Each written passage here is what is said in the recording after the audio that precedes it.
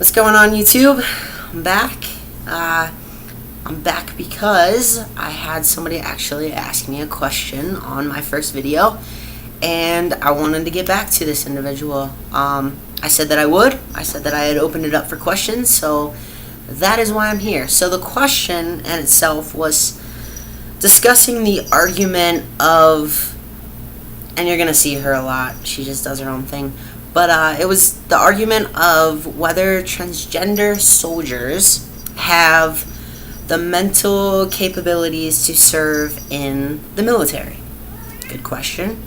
What I'm going to tell you is I looked it up, and there have been no studies done to even suggest one way or the other. So I can't actually sit here and tell you that the mental capabilities are fine, or that they're terrible, or that they're neutral. I can't tell you that. So while I was going to work today, I was thinking about possibly an argument that we could give, or that we could get behind. I don't know if that's the right terminology. I mean, there's going to be so many arguments, and I doubt that somebody's going to look at a YouTube post and be like, yeah, we should listen to that person. So I doubt that's really going to happen. But I did my research, and for the last couple of hours, I've been researching as much as I can. I usually like Google Scholar. However, I did realize that now that I am not at The Ohio State University, that I can't actually access it for anything. So I had to go to the good old just google.com search, and I found a few things. Now, my interest in going this way was only because it's something that I thought of, and I'm sure that there are many other arguments out there. However, this is the one that I came up with. I took notes. I will show you. See, all these notes and this page. I'm going to try to make this short. My last video was pretty long, so I'm going to try to make this as short as possible. But the first thing that I want to start out with is a New England Research Institute. They did a study. They analyzed 1,500 men. In this study, they said that, or they found that approximately 24% of men surveyed had low total testosterone. Now, low testosterone, it is defined as 300 nanograms per DL, and I can't remember what DL is. I should have wrote that down. But 300 nanograms per DL, that is low testosterone. So that and anything below that is considered low testosterone. So in these findings, that would suggest that 1 in every 4 men have low testosterone. All right. So just to reference this or back this up, the study, it is available still today, and you can find it in the Journal of Clinical Endocrinology and Metabolism. So that is a reference. Go check it out. Feel free to. It's your right. Do what you want. So where I want to go from that is that there was a newer study done. Now, that new study was of 11 million men, and these men were found through their actual health care. I feel like that's not legal, but apparently it's legal. I don't know, they did it. So 11 million men, I'm pretty sure 11 million men is a lot of people. So it's a pretty reliable study, I guess. I don't know. It might not be, but it feels like it's pretty reliable just because it says 11 million men. That's, to me, a lot of people in general. So we're gonna go with that. This study found that 50% of the men actually prescribed testosterone were diagnosed with hypogonadism. So pretty much hypogonadism is just an androgen deficiency, meaning that they have low testosterone. So only 50% of them actually were diagnosed with an androgen deficiency. So then when I look at that, I think, okay, so 50% were actually diagnosed with it. What about the other 50%? Like, where is this other 50% at? What happened with these people? From the study, they're saying that the other 50% were just men that wanted to be on testosterone because it was increasing their sex drive, it was making them feel younger, it was giving them better physique because that's what testosterone does. So they were taking it simply because it was making them feel better. Not because of a medical diagnosis, not because of anything else. It was making them feel better, so that's why they were taking this medication. And I know that a lot of this doesn't make sense right now, but I'm going to explain to you why this was my thought in just a few seconds, so just give me a little bit of time. So like I had said, 50% of these individuals were actually diagnosed with something. So now I just real quick want to talk about the effects of having low testosterone on men.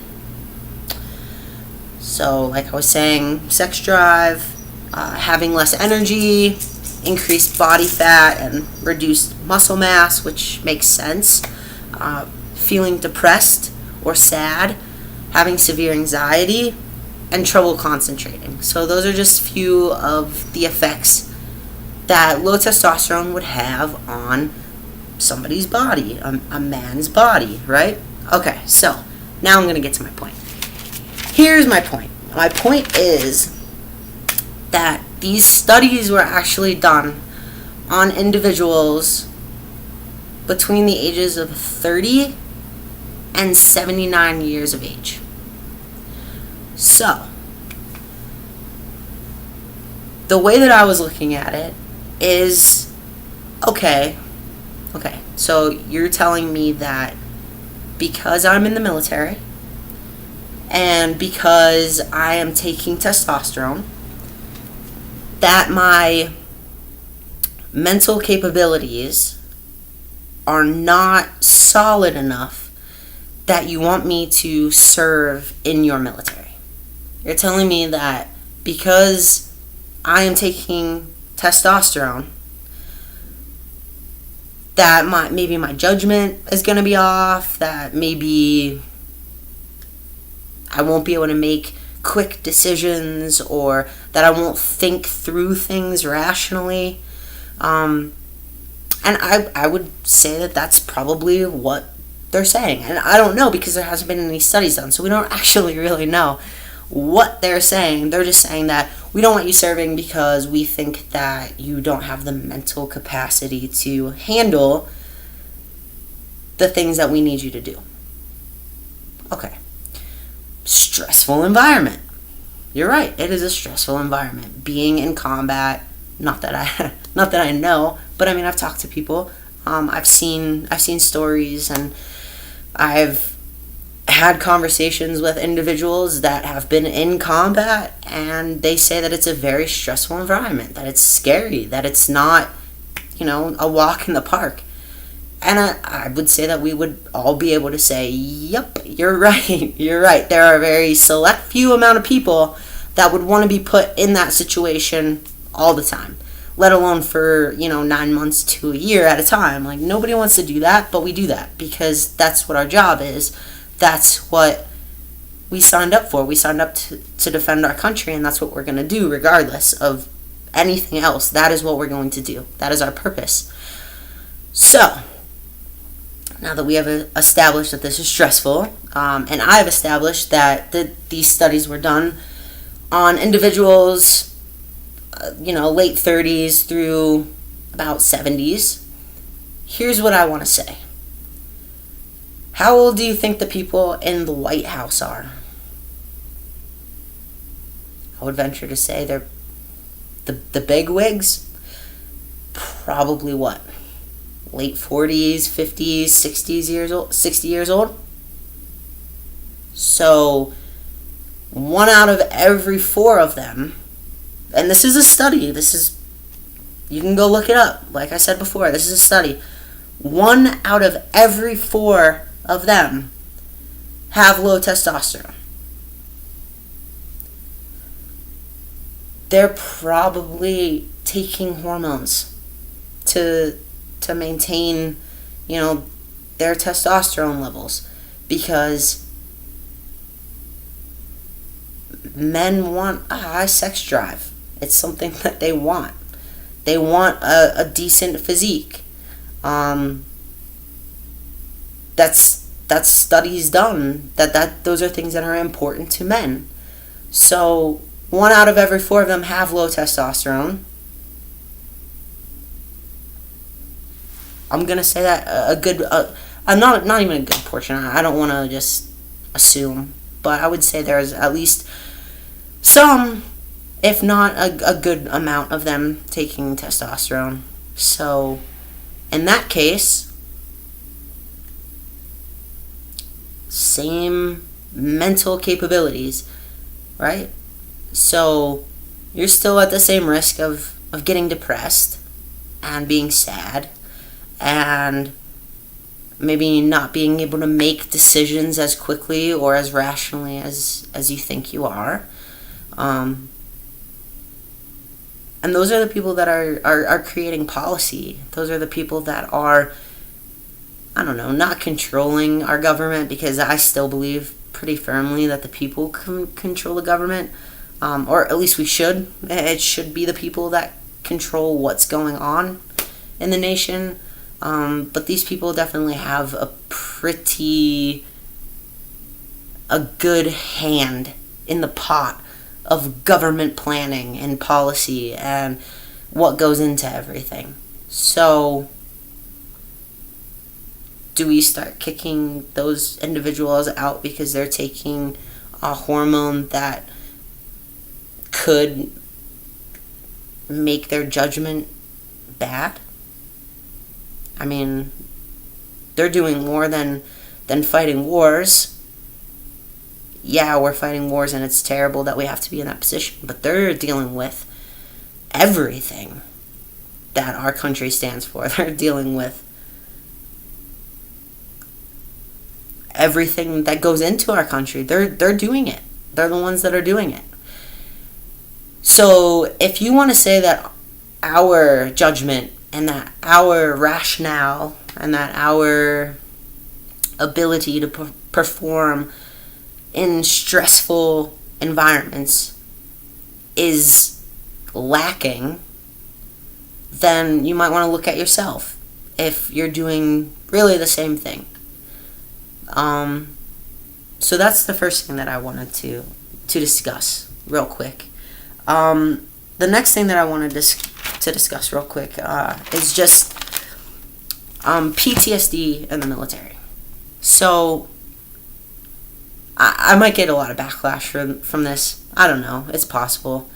But I just wanted to point it out real quick, because I don't really think that people understand that PTSD is in the DSM-5, which is where they put psychiatric disorders. So, yes, you're right. Gender dysphoria is in the DSM-5. So is PTSD.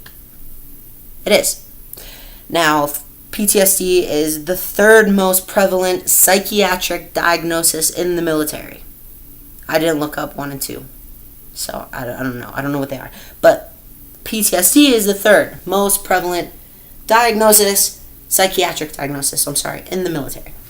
Now, 50% of those with PTSD do not seek treatment. They don't seek it. So they don't go out and they don't, tell somebody that, hey, I'm feeling terrible right now because I experienced a trauma in combat and I can't deal with it.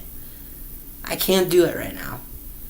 And that is a shame, because if you're going through something, you should be able to talk to a fellow individual, not even like a soldier. Like, you should be able to talk to a fellow individual and be like, hey, I'm going through something hard. Could you help me out? Like, could you talk to me? Could you point me in a direction that might help me out? And us as fellow individuals should be able to say, yeah, we got you. Like, no problem. I'm sorry that you feel this crappy. Like, let's take care of it. And that's a huge problem. We could go into that for Probably days, but I don't want to. So, off of that, 1 in 8 soldiers returning from a deployment or some battlefield or whatever suffer from PTSD. 1 in 8. That is a lot more than 14,000 transgender troops. A lot more. Tons more. I don't even want to I didn't even look up the number, but it's a huge number. It has to be a huge number, right? Like, we've been, on many deployments. Different units have been on many deployments, and I'm sure there's PTSD in a lot of deployments. So the effects of PTSD are insane. They're terrible. I mean, severe anxiety, loss of interest in activities that you do, guilt, loneliness, depression, fear, irritability, hostility, all these things are absolutely terrible to have to feel. It has to be. And they send them back out into battle. The 50% that don't actually seek help or seek treatment, they send them back out there to fight for our country because they need people. Because they're part of a unit that's deploying, they send them back out there and they put them in harm's way again. And they expect, or they believe that they have the capability of having good judgment and being able to make the right decisions in very, very stressful times. However, they look at those of us that are in the military taking testosterone or estrogen and testosterone blockers, and they tell us that we are not capable of serving. And that is a really hard thing to swallow, because fiscal year 2009, 38.3% per 1,000 men were committing suicide in the military because of PTSD. 12.8% per 1,000 females were committing suicide because of PTSD. But they keep sending them out there too. They send them out there and they say, yeah, we see that, you might have signs, symptoms, whatever, of PTSD, but we're just going to send you out there because you need to go out there. So, I don't know. Is it an argument against what's going on with the transgender community right now in the military? Maybe. It might be. I don't know. But it was a research that I did, and it was something that kind of interested me to look up. So I just wanted to put this out there for the individual that had asked me a question. I'm sorry that I can't give you a straight answer as far as what our mental capabilities in the military are. I can give you my personal experience, but that's about it. And I'm not going to do that because my experience isn't everyone's experience. So I'm not going to sit here and tell you something that can't be generalized to the rest of us. So thank you for asking, and I hope that maybe this might, push you into checking out some more of this information and see what you can find. And if you find something, let me know, because I would love to know. I really would. And good luck, guys. Let's just be nice to each other. Let's be understanding, at least, to each other. If you want to drop a comment below, like I did with this individual, I'll try to answer it to the best of my ability, and we'll go from there. Alright, well, have a good night, guys, and like I said before, I'll catch you on the flip side.